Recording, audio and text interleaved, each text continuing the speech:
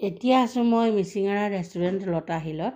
আৰু আজি আমি গৈছিলোঁ মানে নৱগ্ৰহ মন্দিৰত আৰু তাতে ভিডিঅ' কৰিব নহ'ল যিহেতু বান্দৰে ইমান উৎপাত কৰিছিলে মানে প্ৰসাদখিনি দেখা পালে যে লোৱা আৰু প্ৰসাদখিনি পিছে পিছে একদম বান্দৰ ঘূৰি ফুৰিছিলে গতিকে ভিডিঅ' কৰিব নহ'ল সেইটো কাৰণে ফটোকেইখন মানে লগাই দিছোঁ আৰু তাৰ পৰা গৈ আমি ব্ৰহ্মপুত্ৰ ৰিভাৰ ফ্ৰণ্টতো গ'লোঁ নতুনকৈ যিহেতু পাৰ্ক এখন বনাইছে তাতো বনালোঁ ফটোকেইখনমান দি দিছোঁ লগতে ৰীলো এটা বনাইছিলোঁ যদি ৰীলটো কপিৰাইট নালাগে গানৰ সৈতে দি দিম যদি কপিৰাইট লাগে গানটো মিউট কৰি দি দিম আৰু ভাল নালাগে জানা তুমি না মাতিলে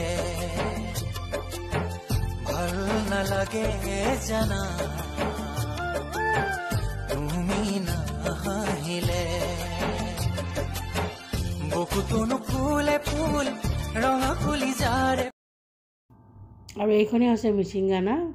গুৱাহাটী লতাশিলত আছে খুবেই ভাল ৰেষ্টুৰেণ্ট থলুৱা খাদ্যৰ লগতে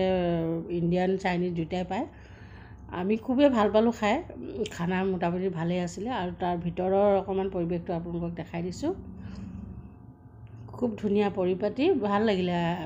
গৈ পিনি ৰেষ্টুৰেণ্টখনত আৰু যিহেতু লতাশিলৰ ফিল্ডৰ কাষতে আছে আৰু চাওকচোন ইমান ধুনীয়াকৈ সজাই থৈছে আৰু মই অৰ্ডাৰ কৰিছিলোঁ ফিছ থালি এয়া আৰু মোৰ হাজবেণ্ড আৰু মোৰ ছোৱালীয়ে লোকেল চিকেনৰ থালি ল'লে সিহঁতে যিহেতু ভাত খোৱা আৰম্ভ কৰিলে মই ভিডিঅ' সেইটো কাৰণে সিহঁতৰ থালিখন নেদেখালোঁ আৰু খোৱা থালিখনো কি আধাৰ পৰা দেখাম